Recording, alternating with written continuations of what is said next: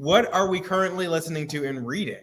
Curious what you guys are listening to and reading. What's on your playlist and your reading list? I know Michael's got an extensive reading list. So, what the fuck does that mean? Michael reads like all the time. What the fuck does that mean? I probably read the least of the group. You're probably middle, and I think Michael's close.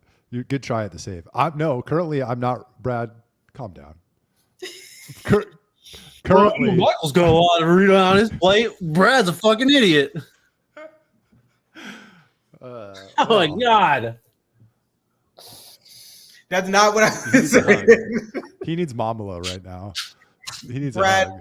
We need a Mamala of the country. Yeah. We do. We do. I mean, she's pretty thick. Michael, what are you reading? I'm gonna defy the expectations. I'm not reading anything right now, and I'm gonna pull out the excuse that I plan to use many times here in the future. I have a 13-day-old baby, so reading time ain't happening. Well, what are you reading to your baby? Baby books. I have I'll pull up my Amazon, what I got in my cart that I want to buy. That's that I haven't yet. Enough Already. Scott Horton. Where Men Win Glory. The Odyssey of Pat Tillman. Those two. Pat Tillman. He was the football player. Yeah. He then he went and served, right? And died. Yeah. And there's a bunch of controversy around that. So, and then what am I listening to? The only rabbit hole I'm down right now is the Trump assassination. I mean, I was talking about music, but okay.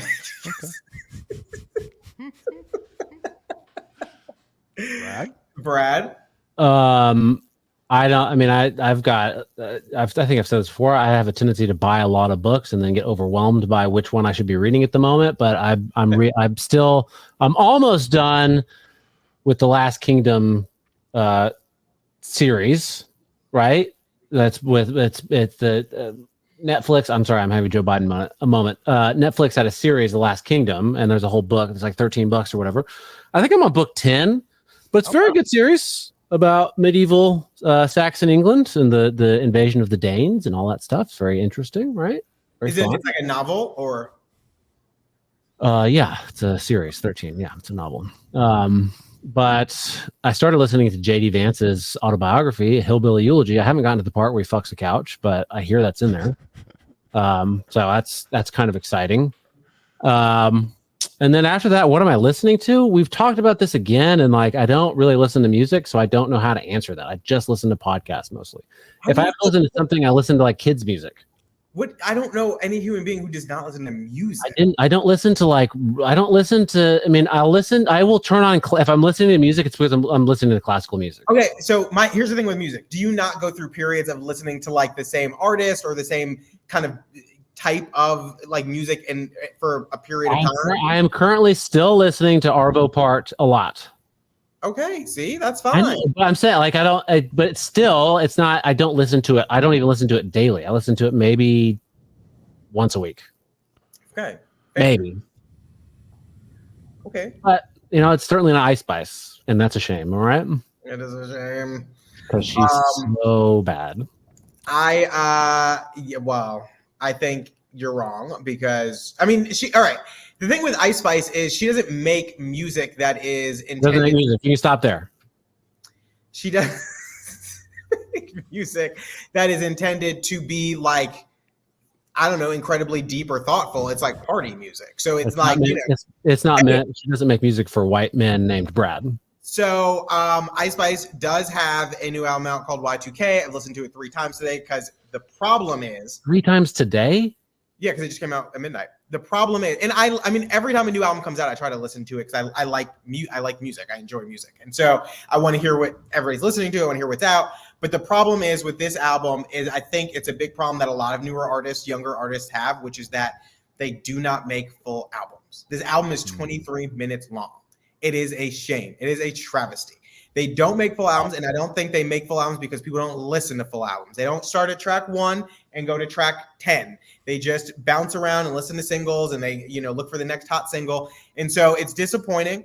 It's a fun album. I don't think after today I'll probably listen to it again.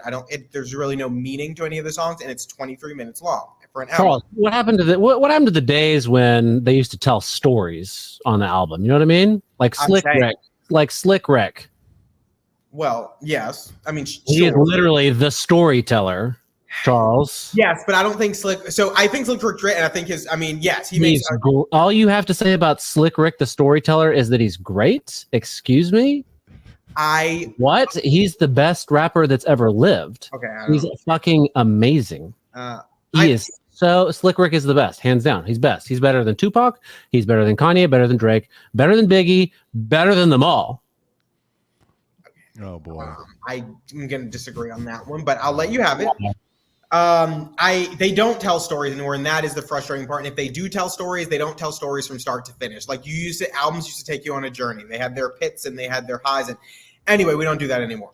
But Abe Parker, he is an artist that I really enjoy. Came out with a new kind of unplugged album, 6 songs, short, not a full LP, but it's an EP, just an extended play, pretty good. I liked it. I listened to that a couple times. So I would suggest you check him out. And what am I reading? Let's see. So I'm reading these 2 books, finishing these 2 books about octopuses. And I'm also just started, I haven't started, I read like the first couple pages, but this book called Bowling Alone, which I'm really interested in diving into, The Collapse and Revival of American Community.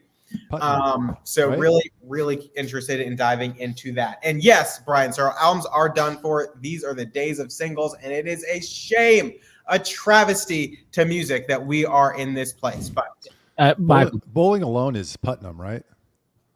Yes, Robert D. Putnam. Michael, do you know Slick Rick? Yeah. Okay. I mean, I don't know. For those that don't know Slick Rick, the song that you should start with is Adults Only. It's the best song probably ever written. It's amazing. And Charles and Michael, if y'all haven't listened to it in a long time, it's worth playing on repeat about 1,000 times. There's so much nuance, and every time you listen, there's something new. It takes a new turn. You know, it's really it's art. It's the height of rap and hip hop. It peaked at Adults Only. So disagree, but we should have a conversation one day about what is the best hip hop song. But I will say, if you're going to listen to one Slick Rick song, it needs to be Children's Story. That is the song. It is a good song, but sure, but Adults Only is better. Children's Story. I mean, Children's Story is the song. Adults Only is better. Do you know if Children's Story came on right now, would you know every word to it? I probably would know some of the words. I don't know about every word. I would know every single word to Adults Only, though. I don't see how. I mean, I just don't see how. But how do you not? When was the last time you listened to Adults Only? Probably the last time I listened to Children's Story, but I can rap Children's Story backwards, frontwards, sideways, and every other way there is known to man, because that song just sticks in your head. And it's a beautiful.